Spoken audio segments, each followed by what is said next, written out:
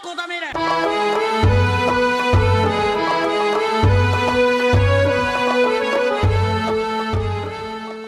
Kalau kita cerita tentang Putri Hijau ataupun apa, itu kan zaman Portugis itu, bukan di Belanda itu kan, kalau tidak salah ingat saya Portugis itu kan begitu. Ya sampai legendanya itu di Deli Tua. Terjadinya kejadian itu kan adalah Deli Tua kan begitu ya. Kita lihat ada yang legendanya memang Putri Hijau itu adalah seorang putri yang memang cantik lah pada zaman itu kan. Iya, betul Bang. Ya, sehingga akhirnya itu Isari. Betul Bang, betul Bang. ya. Padahal Rawa tak tahu, cuma aku membaca komik dari Zanuldin. Zanuldin. Dia kan pecinta Buan Harjo juga. Nah, dia kalau menggambarkan apa itu Putri Melayu tuh, rambutnya panjang, waduh. Ya, Awak masih kecil nih, tapi emang dasarnya kecil udah genit, udah bisa bayangkan cantiknya. Makanya kenapa aku tanya sama Bang Halis. Jadi apakah ini salah satu pembenaran kalau orang Melayu itu adalah kurangnya dikit di sana Dicacatkan sedikit supaya nggak cantik. Sumpah dari Putri Hijau gitu kan. Memang jadi aku nanya dulu sur sama orang Melayu ya. Ada yang kayak Putri Hijau tuh lagi Bang? Sebenarnya begini ya.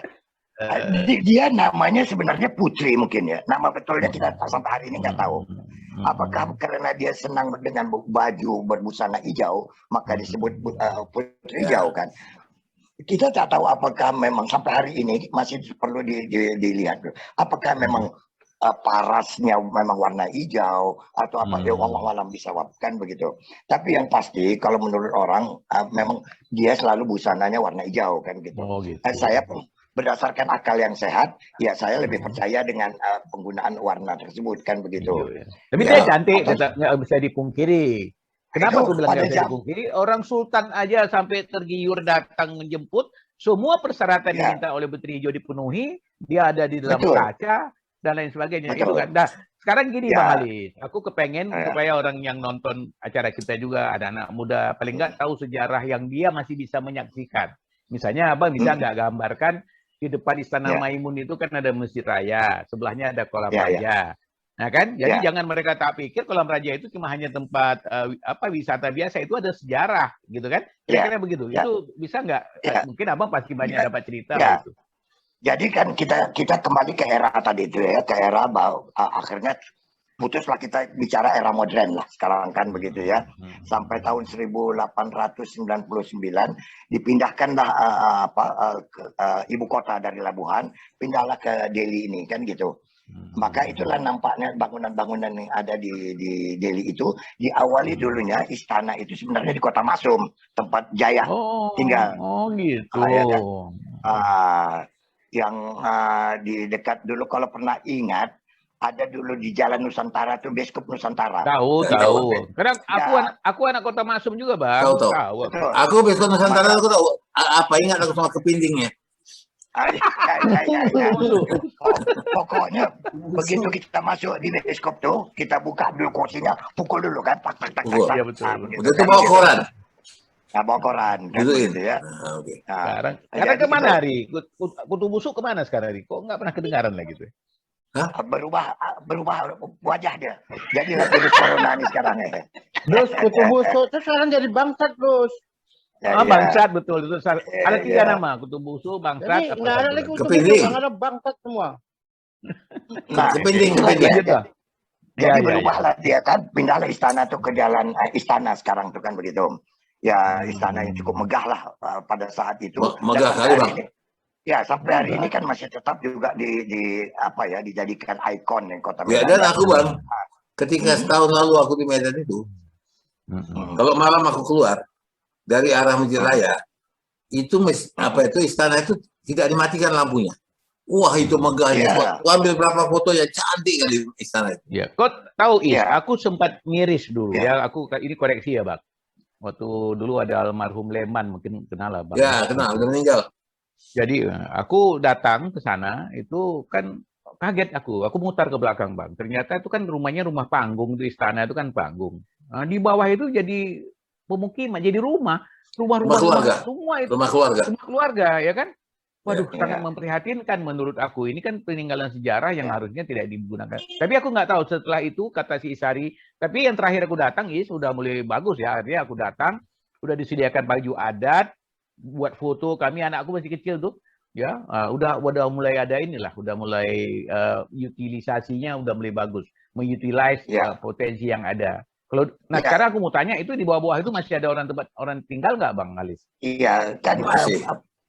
jumlah pewaris ini kan banyak juga kan. Mereka juga kan barangkali juga punya hak untuk tinggal di sana ya gitu. Ya, paling nggak di sekitar situ lah. Ya, karena kamar-kamar di sana itu pun cukup banyak juga ya.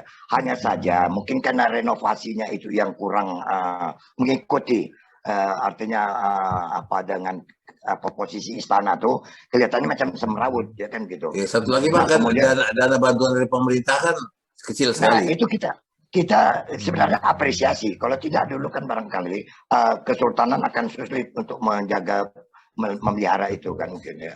Ya, tapi ya syukurnya ada pemerintah kota pada saat itu, saya tidak ingat pada zaman wali kota mana yang kemudian memberikan bantuan itu kan begitu. Ya, sampai hari ini tetap ada ya untuk pemeliharaan, artinya untuk pengecatan, untuk apa ya, dan juga ada bantuan-bantuan lah dari pusat kan begitu. Jadi Bang, pernah aku bilang sama beberapa travel bureau, kalau mau bawa turis ke Istana Maimun, jangan bolehkan turis ke belakang, di depan sama di samping aja, karena itu megah. Tapi kalau ke belakang itu kumuh.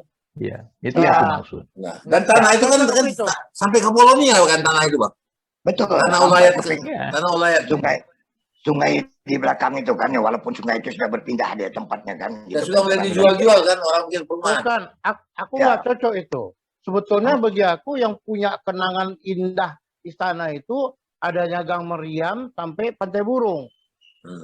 Itu masih asli sekali, pinggir sungainya asli segala macam. Sekarang kan yang belakang Marta Priska itu udah dibangun, daerah di depannya itu dibangun dengan menguruk Sungai Deli. Sungai Deli itu ada bengkok, diluruskan itu. Bengkok tadi diambil oleh pengembang. Habislah yang namanya Gang Meriam itu. Gang Meriam sampai ke Pantai Burung itu kan cantik kali itu Bang. Betul-betul tradisional. Dan sekarang udah nggak ada lagi. Itulah yang membuat sebetulnya menurut aku istana Sultan Delhi itu indahnya gara-gara itu dia. Kemudian di belakangnya itu kan sekarang udah nggak teratur itu, kebun-kebun nggak teratur itu kan. Ya, dan kita bisa lihat di belakang. Tapi itu kadang-kadang bukan apa, Jai. Aku kan kebetulan tinggal dekat di situ ya. Aku tuh tinggal sempat di depan Kuburan Mandailing, Perijen Katamso kan dekat di sana main juga. Jadi persoalannya ini kejadian orang Melayu ini sama lah ya, di mana daerah kalau di Jawa tuh Betawi lah namanya ya. Nah orang sana kan gitu juga, punya tanah banyak. Akhirnya itu segala sesuatu itu paling gampang, misalnya ada masalah, mensolve masalahnya jual tanah. Akhirnya tanahnya jatuhlah ke pihak-pihak yang punya duit. Itu aja sih sebenarnya kan. Kalau kita, kayak kita lah ini yang merantau ini, begitu habis ke Jakarta nggak ada yang kita jual. Kita kan otak mikir gimana cari duit kan gitu kan. Nah akhirnya apa? Belilah tanah orang Betawi, kira-kira gitu kan. Nah sama orang Jawa datang ke Medan, ya dia juga nggak punya yang bisa dijual. Akhirnya belilah tanah-tanah orang Delhi. Medan ini sebetulnya kalau cerita bangsa itu nomor satu yang kita ingat adalah Melayu. Pasti dari Melayu. Budayanya adalah Melayu karena Melayu. Medan ini adalah Melayu, adalah dia. Ya. Tetapi bekasnya itu hilang semua kecuali istana itu saja, dia hilang. Kenapa hilang? Kalau kita misalnya datang ke daerah-daerah lain, misalnya katakanlah ke Padang, begitu kita masuk, kita udah tahu tuh bentuk bangunan itu pasti Padang. Ya. Nah, di Medan ini hilang. Tapi Medan ini pernah ada itu oleh wali kota yang memelayukan Medan. Kalau masih ingat, coba Tiar Dapat, mantan Kopassus. Ya. Itu diwajibkan sama dia mau bikin tempat telepon umum pun harus pakai relief Melayu. Kepala desa, tempat-tempat kantor desa, rumah sekolah, semua pakai relief Melayu. Jadi begitu kita lihat orang dari Jakarta turun ke Medan, langsung nampak Melayu. Di bandara udah nampak Melayu. Tapi itu sekarang hilang. Jadi sejarah yang disebut Bang Cali tadi. Identitas hilang ya? Berbekas Bang. Hilang identitas. Tak berbekas. Jadi gini, kalau aku boleh tanggapin ya, Madi ya. Jadi karena Medan ini punya banyak orang-orang yang punya kepentingan. Jadi makanya sampai hari ini orang selalu memprotes, termasuk acara kita lah. Kenapa dibuka dengan horas segala macam, seolah Medan adalah Batak gitu ya. Jadi orang ini juga menjual identitasnya supaya Medan adalah saya, ya kan? Kalau misalnya orang Melayu lama-lama kalau tidak bisa dia membranding, kalau orang marketing bilang nggak bisa membranding diri, hilang. Contoh ya, aku jual lontong aja mesti tulis halal karena dianggap orang sebahagian kalau masalah makanan Medan, makanan sebagian besar tidak halal. Nah ini hal-hal seperti itu yang harus dijaga. Aku setuju dengan kau. Padang itu sampai-sampai karena mungkin apa ya homogenitas itu ya, busnya ditulis itu naiklah perusahaan Minang ya, NPM ya. Sampai begitu, jadi loyalitasnya itu orang Padang itu di luar modern, di dalamnya tradisional. Jadi mereka itu semua sangat membanggakan ranah atau tanah tempat mereka. Nah kalau Medan, semua punya kepentingan. Nah, yang bicara hari ini apa orang-orang yang dari yang apa? Ya, karena Medan heterogen ya. Heterogenitasnya tinggi. Terkait MPC ini, saya tanya orang itu, kenapa mesti dibuka dengan horas? Tapi itu sudah horas, apa yang kau lihat? Kalau lihat kan musik Melayu. Ada musik Melayunya pun yang dipilih itu ada dekat dengan gordang itu. Coba perhatikan itu. Karena begini juga, konsepnya begini. Hargain itu semua. Konsepnya begini. Kita juga tidak bisa mengklaim bahwa Medan itu hanya kota Melayu. Tapi itu adalah salah satu kota, ibu kota Sumut. Sumut itu banyak rasnya. Nah, jadi apapun masuk sebenarnya. Karena kita dengar, nggak tahu Bang, kalau Melayu itu kalau bilang horas apa? Oh, ahoy ya. Nah, ahoy, gitu. ahoy. Ahoy, gitu kan? Tapi tak ada lagunya, tak ada musiknya. Gimana mau dicari? Makanya kalau dari sisi marketing, ini siapa yang kuat mempublish, siapa yang kuat membranding, jadi dialah menjadi identity. Jadi nanti ada kalau di perusahaan ada namanya corporate identity atau brand identity. Artinya begini, orang melihat lambang, orang itu tahu. Jadi orang nggak usah susah payah lah. Nah sekarang apa yang identitas yang misalnya ada di Medan, orang melihat water leading, tahu itu Medan. Jadi banyak sekarang orang-orang Medan kalau menara air itu ya. Kan kemudian Istana Maimun, kan Masjid Raya. Tapi ada nggak membuat dari segala heterogen ini, dari beberapa perbedaan ini menjadi satu sebutan? Jangan ambil dari salah satu. Misalnya, apakah horas itu sudah mereferensikan dari kota Medan? Nggak boleh juga menurut aku ya. Artinya apa? Nggak boleh diambil dari satu pihak tertentu saja. Ya ciptakan sesuatu yang kira-kira mewakili semua. Nah, baru di branding. Kita branding rame-rame. Medan ini yang udah jelas Medan ini adalah Batak. Kenapa? Orang Jakarta begitu kita bilang orang Medan, margamu apa?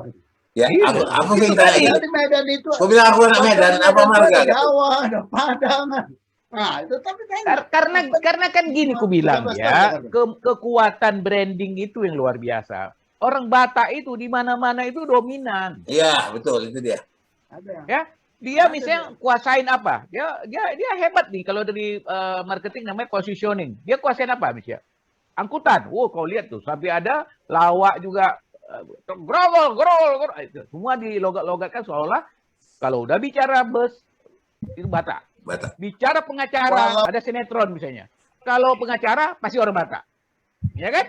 Kalau tambal ban orang Batak, jual oli. Jadi ada hal-hal kayak gitu itu yang mendominir sehingga Medan identik dengan Batak tadi.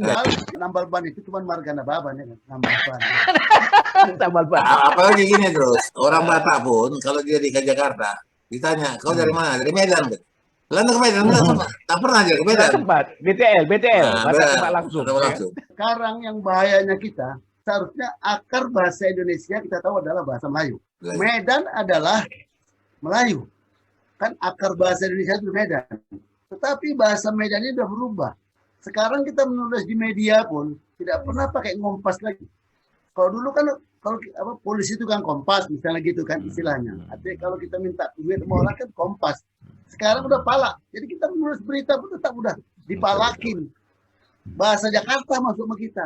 Itu Jakarta ya? Sepeda motor, iyalah sepeda motor, Honda kereta kita pakai kan. Tetapi kalau di berita sekarang oleh anak Medan dan disebut oleh anak Medan itu udah motor.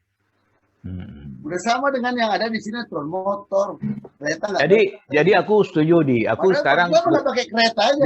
aku berterima kasih juga sama terbentuknya MPC ini. Aku belajar mati-matian untuk kalau bicara pakai istilah Medan. Itu aku udah banyak tersesat lah.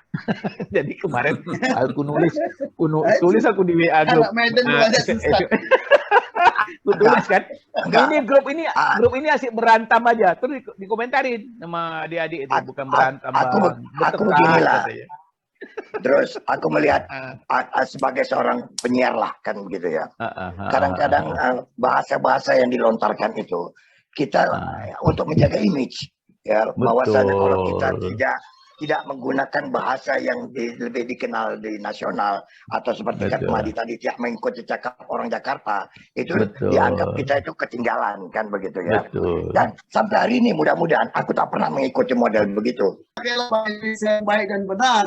Singgung tadi kalau pakai istilah Jakarta kelihatan keren itu sebenarnya tanggung jawab si Isari. Itu Radio Bonsita paling Jakarta. Karena aku dulu waktu zaman aku kan penyiar dulu. Betul nggak, Ri? Ya. Betul anak Bonsita kalau siaran tuh kalau waduh logatnya begitu buka udah Jakarta kali.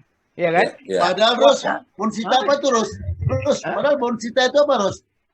Bonsita itu, Rus. Bonasi tanggang, Rus. Betul ya? Betul Isa. Orang bilang enggak. Orang bilang aja. Bonsita itu 3, Bongkeng Marcella, Cinta Lama, dan Tenggo 22. Supaya dibilang hebat sampai ke Jakarta, kan aku tanya waktu pindah Jakarta, apa rupanya beda Jakarta, bahasa Jakarta sama Medan? Iya, kalau Jakarta, kalau Medan bilang lah, Jakarta itu pasti bilang dong. Wah, kalau begitu ganti namaku, kan namaku Idrus Abdullah. Oh, kalau kenalan Idrus Abdul dong.